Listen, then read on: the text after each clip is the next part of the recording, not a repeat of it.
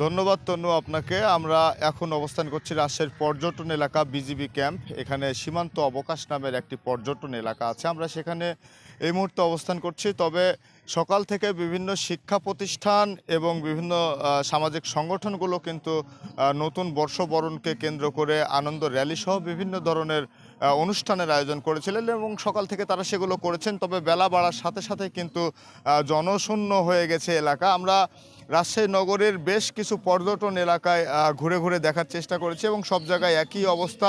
আমরা মানুষের কাছে জানতে চেয়েছি কেন এই লোক সমাগম কম।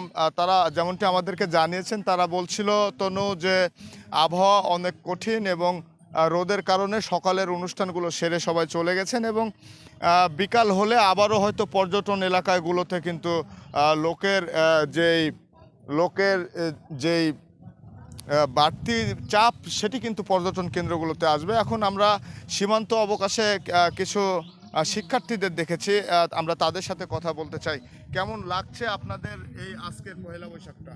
হ্যাঁ, অনেক সুন্দর। আমরা এনজয় করতেছি এই পহেলা বৈশাখকে।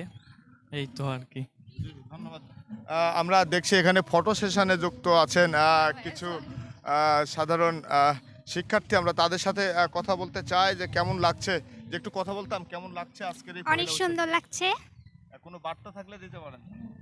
সবাই বের হবেন, ঘোরাঘুরি করবেন, অনেক মজা হবে, সুন্দর লাগবে। কিন্তু এবার তো ফাঁকা ফাঁকা লাগছে সব জায়গা।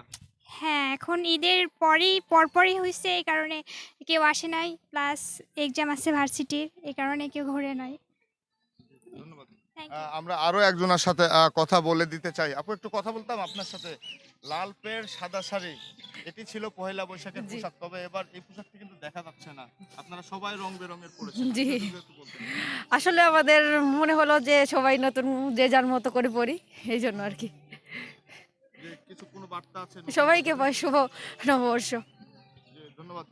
দর্শক, আপনাদের আমরা কিন্তু দেখানোর চেষ্টা করছি যে আমরা সীমান্ত অবকাশ যে পর্যটন এলাকাটি রয়েছে এই এলাকাটিতে সবসময় লোক সমাগম বৃদ্ধি থাকলেও আজকে রোদের তাপ একটু বেশি, তাই সকালের অনুষ্ঠানগুলো সেরে কিন্তু সাধারণ মানুষ যে যার মতো চলে গেছে। তবে বিশেষ কিছু মানুষ যারা বাইরে থেকে এসেছেন, শহরে পড়াশোনা করেন, তাদেরকেই শুধু দেখা যাচ্ছে। তবে প্রতিবারের ন্যায় এবার কিন্তু অনুষ্ঠান সূচিও কম ধরা হয়েছে রাজশাহীতে।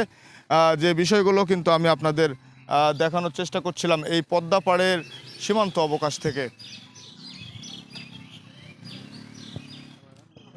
দর্শক, আমি এতক্ষণ কিন্তু আপনাদের দেখানোর চেষ্টা করলাম। তনু যেমনটি আমাকে জিজ্ঞেস করেছিলেন যে রাজশাহীর যে পর্যটন এলাকাগুলো আছে সেগুলো ঘুরে ঘুরে দেখার জন্য এবং সেই এলাকাগুলোতে কেমন ধরনের মানুষের ভিড় সেগুলো। তবে আমি আপনাকে জানিয়ে রাখি তনু, রাজশাহীর সার্বিক পরিস্থিতি অনেক সুন্দর এবং আইন শৃঙ্খলা রক্ষাকারী বাহিনীরা তারা অনেক যত্ন সহকারে আজকের এই দিনটাকে উপলব্ধি করার জন্য মানুষকে সুযোগ করে দিয়েছেন এবং আইন শৃঙ্খলা পরিস্থিতি সব জায়গায় স্বাভাবিক রয়েছেন এবং নিরাপত্তার চাদরে ঢাকা আছে রাজশাহী। তবে রোদ এবং আবহাওয়ার কারণেই কিন্তু লোক সমাগম কম এবং দেশের সার্বিক পরিস্থিতি বিবেচনা করে আগের মতো কিন্তু মানুষের উৎসাহ উদ্দীপনা কিন্তু তেমন দেখা যায়নি।